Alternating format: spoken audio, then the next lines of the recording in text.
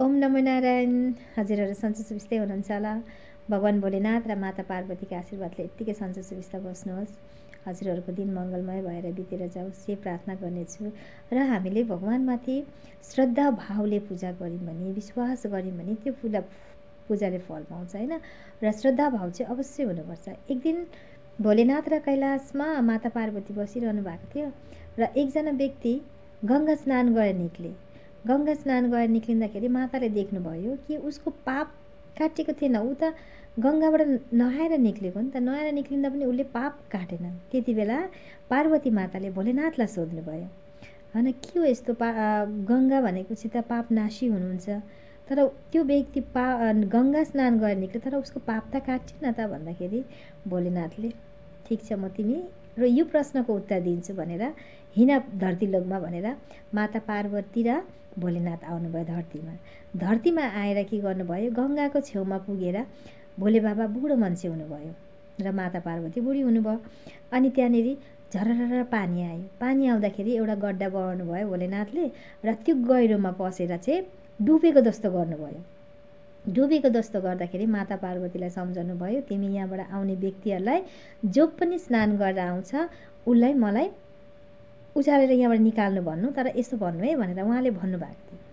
अनि भोलेनाथ अब बुढो बनिएर चाहिँ त्यहाँ गहिरोमा बसेर चाहिँ मलाई उद्धार गर, मलाई बचाऊ भन्नुभयो।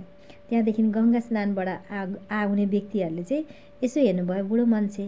अनि माता पार्वतीले भन्नुभयो मेरो श्रीमान उहाँ लड्नु भएको छ, गहिरोमा पस्नु भएको छ, बचाइदिनु न भन्दाखेरि कोही बचाउन जाँदाखेरि माता पार्वतीले भन्थ्यो हेर्नुहोस् है तपाईँको जति पनि जीवनमा पाप गरेको छ त्यो पाप नाश भएको छ भने मात्रै मेरो श्रीमानलाई उठाउने, किनभने उहाँ पवित्र हुनुहुन्छ। जसले पाप गरेको छ पापी मान्छेले छुयो भने ऊ भस्म हुनेछ, जलेर ती मर्नेछन्। जो पाप विनाशी भएको छन्, पाप छैन, जसकोमा पवित्र हुनुहुन्छ उसले मात्रै मेरो श्रीमानलाई छुएर चाहिँ माथि उचाल्नु है भनेर भन्नुभयो। अनि बुढी मान्छेले त्यस्तो भन्दा देख्दाखेरि गङ्गा स्नान गरेर आउने व्यक्तिहरूले पनि उठाउनु खोज्थे, तर सोच्थे हामीले त जीवनमा कति पाप गरेको छौँ, हामी त हाम्रो पाप त काटिएको छैन सबै, हामीले पाप गरेको छौँ। यो बुढो मान्छेलाई उचाल्नु जाँदा हामी डढेर खाक भयौँ भने किन बचाउनु भनेर सबैजना जाने।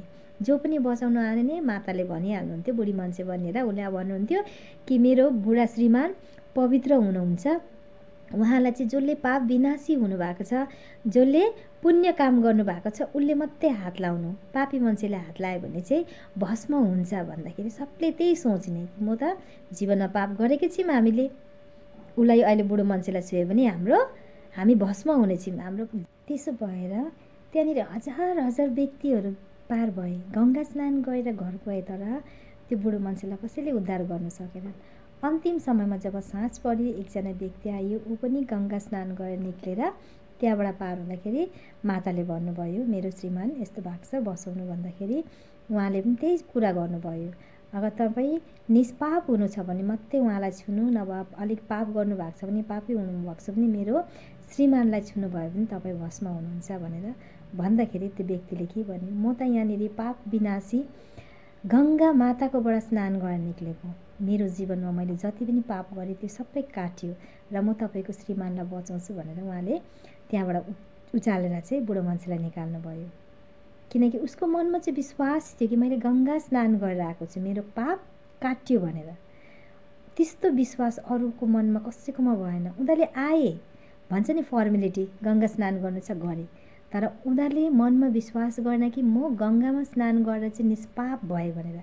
कसैको मनमा यो विश्वास थिएन, तर त्यो अन्तिम व्यक्तिको मनमा चाहिँ विश्वास थियो कि मैले जीवनमा पाप हामी गर्छौँ, जानी अनजानी मैले कति पाप गरेँ होला, तर मैले गङ्गा स्नान गरेर आज मैले पाप धोइलिएर गएको छु होइन, म पाप नाशी भएको छु भनेर चाहिँ उसले त्यति बेला त्यो बुढो मान्छेलाई निकाल्दाखेरि बुढो मान्छेले आशीर्वाद दिए, किनकि उहाँ त भोले बाबा हुनुहुन्थ्यो कि नानी साँच्ची नै हो, तिमीले आज गङ्गा स्नान गरेर तिम्रो जति पनि पाप गरेको थियो त्यो पाप नाश भएर गयो, अब तिमी जीवनमा राम्रो मान्छे बनिनु, उन्नति गर्नु होइन भनेर आशीर्वाद दिनुभयो, तिम्रो दिन समयहरू राम्रो बितेर जाओस् भनेर चाहिँ आशीर्वाद दिए।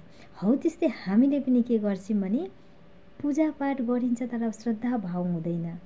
गङ्गामा स्नान गर्नेहरू व्यक्तिको पनि विश्वास हुँदैन कि मैले जीवनमा जानी अनजानी पाप गरेको सबै नाश भएर गयो भनेर, होइन। श्रद्धा भाव विश्वासै हुँदैन। उनीहरू आउँछन्, गङ्गा स्नान गर्छन्, हर हर गङ्गे भन्दै नुहाएर जान्छन्। तर कसैजना जसको मनमा विश्वास हुन्छ कि आज मैले गङ्गा स्नान गरेँ, मेरो पाप विनाश भएर जान्छ भनेर विश्वास गर्छ, उनीहरूको पाप अवश्य धुलेर जान्छ।